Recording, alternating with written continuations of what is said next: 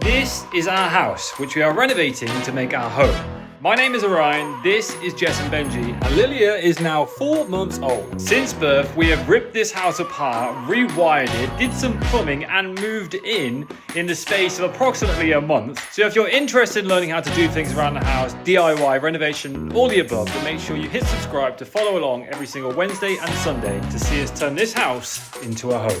So last time in the renovation, we tackled Jess's work area and got her desk mostly finished. She is already putting it to use and loves it so far, but today I was going to build some drawers for her here, which I was very excited about because I was meant to be receiving a router to learn something new and build these shelves as something that I've never done before. But unfortunately there has been some major issues with delivery, and the router is just not due to come until like next month now. I don't even know what to say about that. However, in the essence of getting this room completed, this is my next task. As many of you are very well aware, I am currently occupying what is meant to be Lilia's side of the room. Eventually, she's going to have a cot in here and there'll be a proper divide with all of her stuff. But as of right now, there is no real place for my desk to go, so it just stays in here. But as Jess has found a new home for all of her crafting stuff, a brand new space has been acquired for me to put my desk, which is a pretty good example as it's fairly similar size to this table. After living here for a while, we've kind of realized we don't actually use this table nearly as much, so it'd make more sense for my desk to go right here and me to fix up this cupboard. In the meantime, I will take the table apart and see if we can relocate it somewhere else or just put it in storage for the time being for getting out when we have, you know, big occasions, whether that's like big family dinners or like Christmas and stuff like that. But for the time being, the table just serves very little purpose other than just throwing stuff on. I'm sure many people at their homes use their dining table as just a place just to chuck stuff, and it's become that ground. So I'm going to clear it out and get this area all tidied up, and I'm basically going to fix this cupboard. I'm currently storing a bunch of stuff in there and the door isn't even like hooked up. So with all of that in mind, let me show you what the plans are for that room. This is what I'm currently thinking. Welcome to my lounge, and as you can see here, there is no door. What I think I'm going to do here is the same what I've done with the wardrobes in our bedrooms. As originally, all of the bedrooms had these wardrobes that are fitted in with door frames and stuff. It didn't look great, so we ripped them out and plastered over it. So once I've ripped it all out and tidied it up, we'll be left with this empty shell. And the first thing I'm going to be doing is adding a false wall to the back here using MDF and some just battens on the wall. The reason being is because the cupboard dimensions themselves are slightly bigger than what's efficient to get out of a plyboard sheet, which is what I'm going to be building my shelves out of. So by adding in a little false wall there, it makes the dimensions a little bit smaller, which allows me to get more shelves out of a sheet of plywood. Then I'll add a couple of shelves at the top so I can continue to store things in there, because I have a couple of boxes that will fit in there very nicely. After that, I'll have one more shelf at desk height, as well as a couple of shelves tucked away inside the cupboard for extra storage. And then these things here are called French cleats. That will allow me to add like custom shelves or just extra storage, very similar to what you'd see like at an IKEA pegboard. I could even add my own pegboard to that if I wanted to, but it's a bit more workable, so I can add things wherever I want to put them. And then finally, I'll finish it off with a set of drawers at the bottom. Hopefully the achievement here is that I'll have a nice charging area here, some customizable shelving that I can add with the French cleats, as well as some extra storage inside the cupboard, and overall should optimize this space for me to work in. Now, as you can see in the lounge, there is quite a lot of work to be done, and it's going to be time consuming, so I'm not going to try and restrict myself to getting X, Y, and Z done in one vlog. It's just going to be a continuous series of like, this will be part 1, and then I'll release part 2 when I can get round to doing it, as obviously I've got a lot of other stuff going on. But today, the first thing I need to do is rip this all apart and empty it. I really wish I had thought about this when I plastered the big kitchen hatch right there. You live and you learn, I guess. This is one of the benefits of not having to rush things and actually allowing some time to plan stuff. But with the door off and the table out of the way, I am beginning to wonder where I'm actually going to store all of this stuff. My house is kind of... You know, maybe I should just take things down to the storage unit that I converted last year. Don't know why I don't do that. I really should go move some stuff down there that I don't need here. Either way, let me sift through all of this and get it gone. Oh, that is loads better. Can really assess how not nice it is in there. As you can actually see, what the floor did look like before I sanded it. I think at the time I was in a crazy rush. The shelves had paint stacked on top of them, so we couldn't take everything out to sand the floor. And I really had to get it done, and I couldn't quite get the machine in there, so only sanded the doorway. It looks awful, but I guess it's never going to matter because you won't see it. But yeah, that's this is just not pretty at all. And I'm about to make it look way worse by ripping all of this door frame out with a crowbar. Now, I think there might be a possibility to DIY Dave this just a little bit by just taking off the front frame and the door stop in the middle and leaving the actual lining in. But I'm gonna hit it with a crowbar and see what happens. Oh, that's one part out.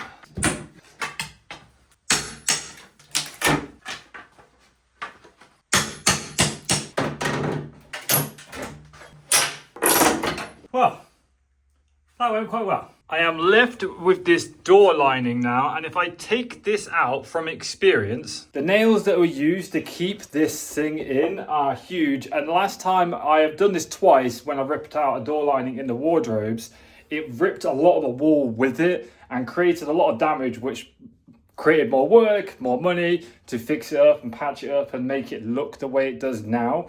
So I'm thinking is, if I sand all of this down and get it all nice and clean, ready for plastering, I can just plaster to the door lining, paint over it, and there's no real reason for me to actually remove the door lining from the door frame, because all I wanted to do is create an opening that doesn't look like there should have been a door there, which I've essentially achieved by taking those bits of wood out. Obviously, the opening isn't actually going to be as big as it would be if I took the door lining out, because these are quite thick, but it saves me some money, which I'm all for. So with that in mind, let's get this sanded down.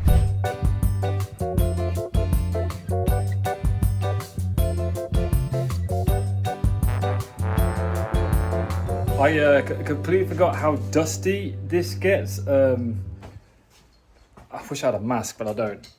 It's sanded down. And to be honest, I think I'll be okay to plaster over it, but I'm gonna fill in the holes in there first using some good old fashioned polyfiller that I have lying around. That is already looking loads better and gives me confidence that my dodgy DIY Dave skills will pay off in the end. I appreciate this is not the proper way to do this. I have done that with the rest of this house. If you go look on like earlier in the playlist and stuff like that, where I rip it all out and properly plaster it, or at least try to plaster for the first time.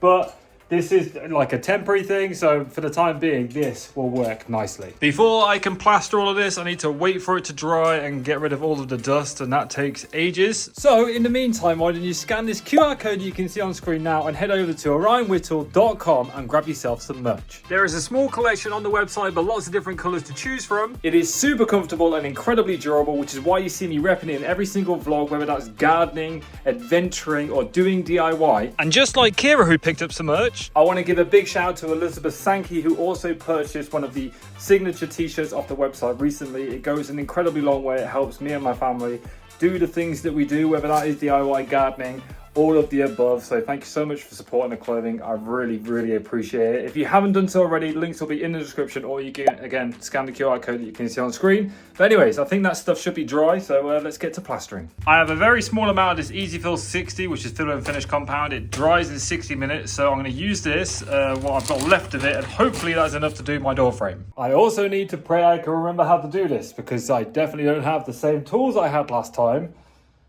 But let's just hope that muscle memory kicks in.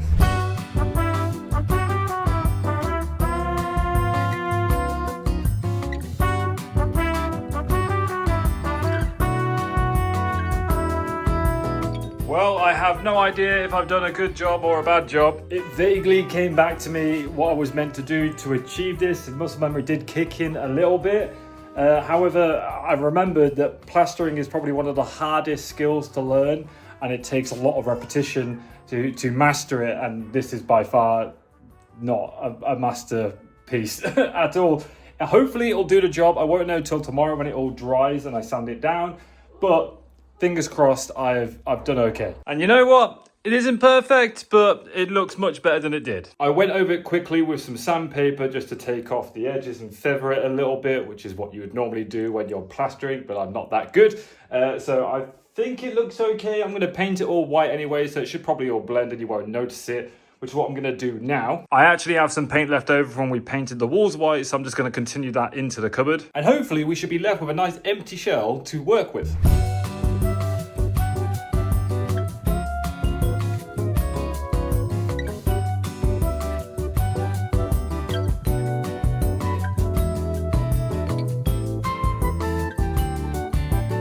You know what? I'm actually quite happy with how this turned out. Dodgy Dave paid off after all. I didn't have to waste my time ripping out the door lining. It's all plastered, it's all painted. It actually looks really clean. It kind of looks a bit weird there being a doorway and nothing to it. But I have moved the table back into place as this table is so close to the same size as my desk. That corner piece there, that Crayola box is what it is. Oh, it's a big box. Showcases where my desk actually comes out to. So this end is in line with my sofa and it comes across here, and then that is where the desk would actually end up being on the corner. I actually forget how large my desk is because I've got so much stuff on it. It doesn't feel that big because of how much is on it. But yeah, it is a incredibly sized desk. But now we have a hollow cupboard ready to work with. I kind of wasted my time painting this side as I'm going to panel it anyway. But at the very least, we're basically ready just to drop some shelves in, put the false wall up, and get working towards the French cleats and like my optimal storage and charging area. To answer the question about the table in general, as I know lots of people will be asking like, where am I going to sit to have dinner, or where the kids going to sit and all that kind of good stuff. Basically, eventually this kitchen won't look like that. My house just looks like a storage tip right now. There's just stuff everywhere. The process of moving in and decorating while you live here. But I will be putting a bar across here. This will probably, this might actually stay how it is, but there'll be a bar across there where the high chair can go. So there is somewhere to sit and eat if you want to. And then I'm going to make a kid's table in here for Benjamin to sit at. Whether I make that myself or we just get like a free to collect or like a really cheap one off Facebook Market, one of those fold away tables so it can slide under the bar, and when we want to use it we can pull it out, or maybe I just create a table that lifts up and like I could put some brackets on the wall. I don't know yet, but the kitchen is going to be the place to do that. Kitchen, because the thing is, sorry I've gone on a bit of a tangent, but the thing is, as you may have seen, the downside of Benjamin eating in here is that the floor becomes really bad. I have just mopped it and scrubbed it to see if it'll pick up, but because like he drops food off the mat, because he basically never looks at his dinner, he always looks towards the telly, so he never like eats over the table. Food just goes on the floor. He's a kid, it happens. So to kind of combat that, I'm thinking that we put everything in the kitchen because it's on a tiled floor, it's moppable surface, and this floor, as much as it pains me to say, it's just not durable, because when I did it, I was in such a hectic rush to get it done. I only put one coat of varnish on the floor. So yeah, it's super frustrating because the floor came out really nice, and had I just taken the time to put an extra couple of coats of varnish on it, it would have been really, really nice and it would have been well protected. But unfortunately, that isn't the case.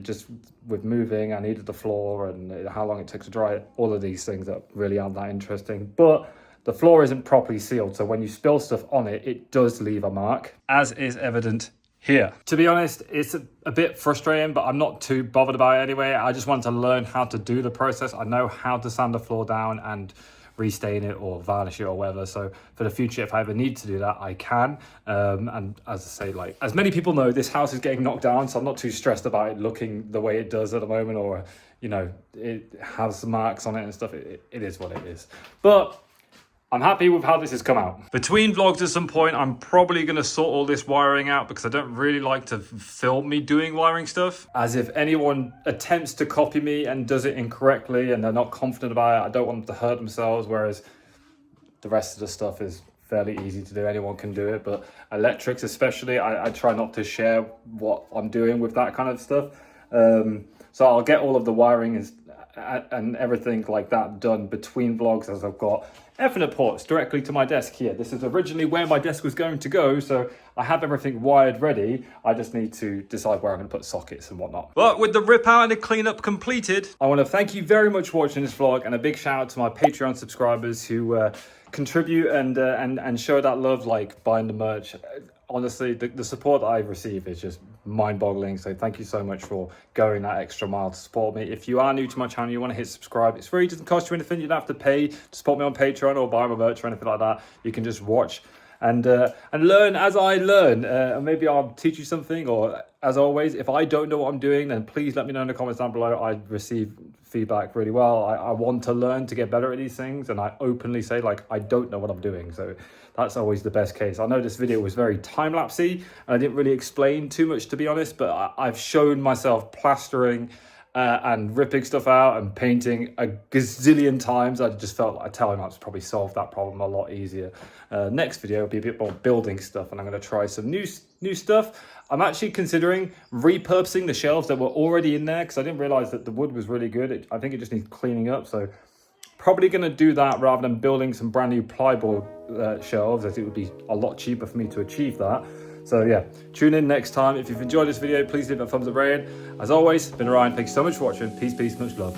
Bye-bye. After living here for a while, we have kind of got used to the fact, once I've tidied it up and ripped it all out, we'll be left fucking Jesus. Fashion polyfiller. Incredibly durable, which is why I'm wearing to do all of my DIY stuff. You see it me? Themselves a signature. I can't English today.